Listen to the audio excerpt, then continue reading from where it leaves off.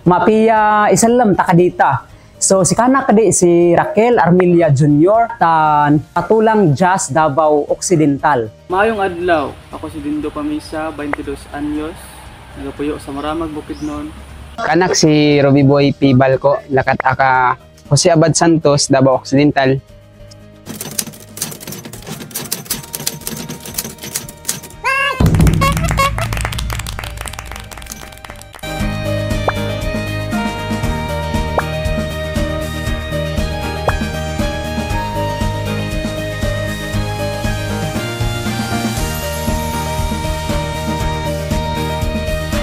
Dakal lang to ang kalipay ko nga nakatabang unto dakal ang Redemptoris, nakatabang ang Redemptoris kanaka tapag eskwela. Unto dakal sa pasalamat ko lakat kanaka kasing-kasing kay nabagayan adan ta panahon o higayon nga makalampos maabat ko sa kanaka pangandoy ta kinabuhi.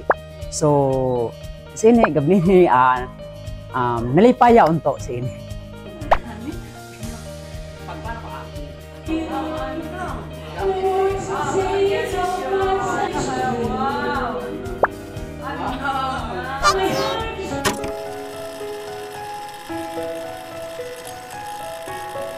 Tungod sa mga seminarista nga nabisyon sila dito sa Nuwing, mga pari, mga laiko, na kita ko nila or na kuan nila kita nila nga kanang interesado ko mo eskwela, and then usa sa pari nga nakakuan sa ako murag ni hagit or kanang mikuan siya sa para maka-eskwela bitaw murag iya kong gitabangan giistoryahan usa si Padre Richie ana si Padre Richie nga ganahan ka mo eskwela mo padayon unya moto akong anak ko yes padre unya moto gigrab na akong opportunity and then nabutang ko sa Nuwing and then karon niabot gid ko dinhi sa Nuwing sa nila Ate Po Padre GM tanan nga mga Redemptoris nga nakatabang sila Padre Pio ana uban nga mga pare nga nahimong kuan anitabang sa ako Before ko naabot diri sa Redem, nagtrabaho ko as a construction worker for 6 months. During that time, naka-decide ko nga mag-stop na lang sa pag-eskwela since wala na may makasupport sa akong mga accountabilities pagkapot na ako college. And then somehow, na ako na-meet na sister. And kaya sister Malene is anak sa akong boss. And siya nagtabang sa kuha para mamahimong isa sa mga scholar diri sa Redemptoris para makapadayon ko sa pag-eskwela. Gikan sa Balot Island yun, pag uli na ako sa mong lugar, dako na ko. Maton, nibalik ko sa kuan, pag-active sa simbahan. And then kadto nga time, nagplano ko sa akong kinabuhi nga kung naay willing nga mga tao nga magpa-eskwela na ako, mag-working ko, bahalag asa ko mo langyaw, basta na mo gasto. And then naatol nga si Padre Richie, usa na siya ka pare nga Redemptorist nga na-assign dito sa Nuwing. Sa mga kauban po din Padre Richie, na may nakadungog nga while interview ko ni Padre Richie, willing po murag mo ko working. Mato si Ate Maging Portia Sylvia Awayan. Ana siya nga kinsa man ni Pads, bag-o lang man ni nga bata imong gidala diri. Siya ako ning kwaon nanta. Ate kay ibutan dito sa Bukidnon. Kaso wala may bakante mo tong nakaplano si Padre Richie nga ibutang unta ko dito sa Davao silang balay. Hearing man si Ate Maging nga kung dito ko sa balay nila Padre Richie sa Davao, mingaw man kay ang mga pamilya ni Padre Richie na daw sa gawas. Matong nagdesisyon si Ate Maging nga iya kong pangayoon kay Padre Richie kay ibutang na lang ko dito sa Sinakaban, Misamis Occidental. Matong nasagot pod si Padre Richie. Matong gidala ko ni Ate Maging dito. 4 years ko dito, eskwela kong grade 7.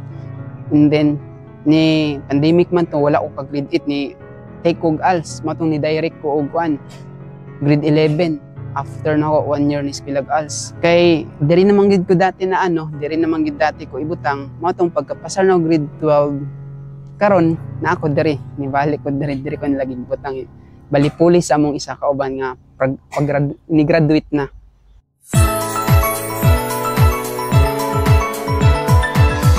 Huwag mo lang kasi siguro kaning mga plano like namagay panahon nga mga plano di magid mag-work anytime. So, buhat kag plano ani, kung di mag-work, nanabog kayo sa kaplano, kung di mag-work, nanabog kayo sa kaplano. Hantod nga mong ma-achieve ang imong gusto. Live your life intentionally. Ana na. Ayaw mo kawadi og paglaom. Ayaw mo kawadi og pagsalig nga diha lang mo. Ayaw ninyo tan-awa kung unsa inyong gitindugan karon. Ayaw kalimti ang Ginoo.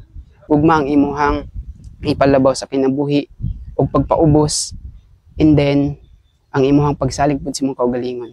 Kanang dili gid sila mawad-an og paglaom, hilabi na sa ako ang parehas akong sitwasyon nga gusto mo eskwela, gusto makabuot ang pangandoy, pero wala gyoy kanang financial, dili makapadayon. So didto murag musalig lang gid musalig sa Ginoo, and then musalig sa kaugalingon, musalig sa abilidad. Diha ka magkuha og imuhang strength, no, murag kaya ko ni maningkamot gid ko mangita ko pamaagi kung unsa man ang mga challenges nga mo kuan sa akong kinabuhi.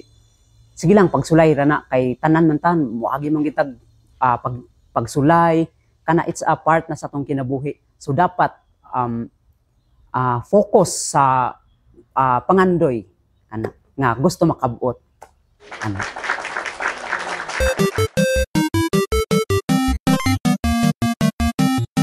Yes. First photo. Ay, mga kato kuan. na ako kwan kana nga kwan patimpalak dito na siya sa Maynila kaning public group sa social media. Abot na siya sa ano Father's Day na nga event.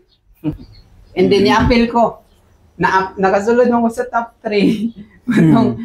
Congrats ang kwan, congrats ko moderator sa kwan kaning public group ato nga page nga mahusay daw matong angay ra daw na mga makadawat ko nga kwan kaning titulo.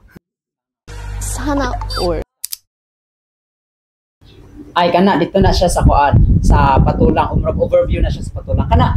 Nako yung mga ma-remember ana kay ngano kana nga kuan relax kuan mo gud siya kanang para sa kuan kay murag ma-relax ko pag kanang diha ko mo kuan mo standby, and then makuan pud ko kanang nakoy ma-remember kay usay mamingwit ko diha ko makakuan. So para sa kuha is kanang nice nga place nga kanang pwede siya masuruyan. Big flow. Ay hala unsa na Ay, ito na sa Ay sa kwan pulik apo. ako Katong kita ni kan Father Ay, si Father Jing Father na. Bert, Father Jing wala ka na. wala ko ana Nagnato ko GT ka na. ako GT man ko ana Matong nga tayo gihapit ka na sa kwan Oo. pero nakaana di Ako ba balay. naman si Father Bird, Father GM, si Father Jing, si Ah. Sa Timarlin. Timarlin. Ano kita? Oh. unsa ra tong orasa gani Salig up hapon, Alas 2. alas Mga stress na. sakto. Ay Ay ito na sa ano sa si kuan Itaw-taw. dili oy sa overview mo Overview gud na. Okay, sa Itaw-taw na. dili oh Overview taw-taw Itaw-taw yung overview. Kisan na kita-taw. Di, Itaw-taw sa Dili, overview. basta kay sa overview na siya. Alright, Overview, nagtawag, yato na open na to to si si Father Father Bert, si Father Bert, si Father JM nya. Mo to nga bisag kuan na mi la pa picture gihapon kay kuan ba ya? Seize the moment daw. Ah.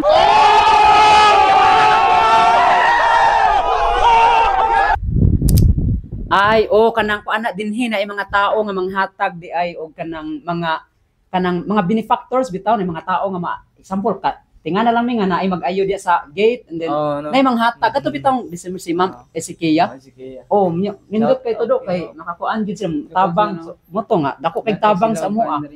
Maka-budget pud mi og kuan. Oh. Agoy. Napakan ko kiro. Napaaka no Napakan pero ko kiro. kay wa nag-amping ana rin. Wa nag-amping. Dula-dulaan man ng iro. Diri sa tilo. Agoy, grabe ginig. Impact. Ang garden wa na gid nakuan. Pero Malay siguro garden sa kwan, malay garden sa akong likod sa balay. kana. Muna siya. Pero karon nam gyapon mi garden, di ba? Nam sa likod. Garden, Oh, garden mo gid. Basig man gud ang kuan. Pabalong gid ko ana. Oh, sitaw dito eh. Pabalong gid ko ana. Oh. Mula tayay na kung sitaw. Unsa na? Unsa na? Wait. Ay, katunang kuan boy. Kadtong nanimbata kauban sa Tibutsoy. Katong Ay, oh, gatong dito sa Ka? kuwan. Napapicture ta dito sa ano. oh, Sa simbahan. simbahan man na. Pero wala ko kuan kuno saan na siya. Unsa nang event? Domingo. Domingo. Domingo rin na. Oh, Kano na? nimba. Ordinary, Mm. kana ordinary yung adlaw. Sunday. Agoy. Ay, si kuan. Father Kwan. Ay, si Bishop Kabahar. Bishop Bishop Kabahar. Oh, kana ka time. Si Si Bishop kani adto mi og kuan. Kanang di adto mi og si Ate Po, si Bishop Kabahar and his Father GM. Nya ko anong pinaka-nindot pag kita nagatagaan mig regalo. Gitagan mi regalo. Ito na wala ka pa sa niya. Thank you kayo. gitagaan. Nami sa atip sila atip po Father GM man nga time. Sa Robinson tanang na to. No? Og si Kuan na si Father Eric ana no. Father Eric. Oo, kat kana nga time. Ay, imo. Sa una na Kuan 2020 at ana Ngano man anime akong gibutangan na kay Kuan good ato nga time murag obsessed kay ko sa anime ba si og tan-og anime basag manga. Ay, oo. Wala ko ana nga time dari. Nice man ang anime. Lag sa all ang the best picture on my life. grab ang birthday kay no. Para ba ganda. First Kuan picture sukad-sukad sa una sa akong lola o kung pumang ko no. Thankful kay Kuan nga day. Birthday pag yun. Dapat mo salamat kay sa Kuan sa Grabe, with lechon. salamat kay sa Kuan sa kaning nangadto diri especially kay Father JM sa Ate Portia sa Ate Dayo. sila pwedeng di pa.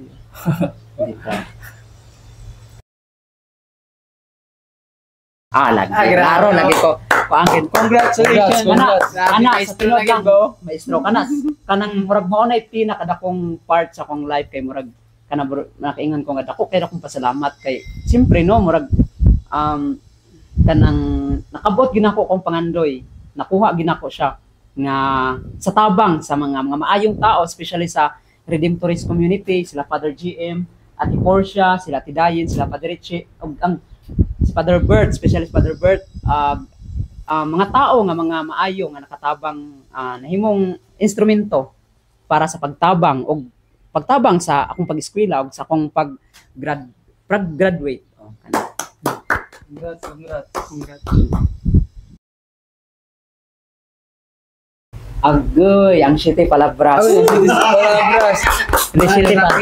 Kana grabe, dako kay ko kanang murag proud kay ko sa akong self nga time kay ngano kanang nag-speech ko sa tubangan kay naa mga college akang naa ako ang dean. And then puro mga empleyado sa CMU ako makauban anya ako usara ko ka scholar murag dako ka siya challenge para sa ko ato kanang murag mo sabay sa ilahang kuan bitaw ilahang intelligence nga para makakuan ko so dito murag niana pa sa tibot choice ako nga wala gid ko nagmahay nga gipili ta ka kel dito of course kay ngano nagud koy mentor akong mentors walay lain kung dili si Father GM kana gid akong mentor.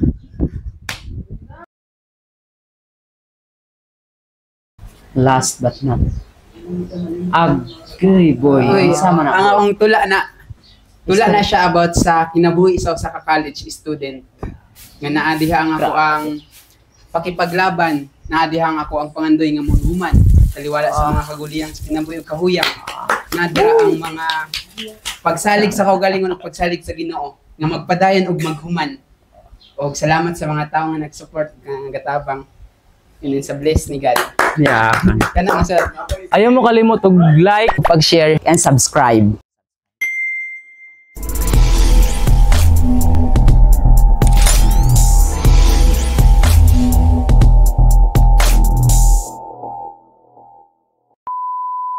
One, two, three. Ang awiting ito'y para sa'yo. At kung maubos ang tinig, di magsisisi dahil iyong narinig mula sa labi ko. Salamat.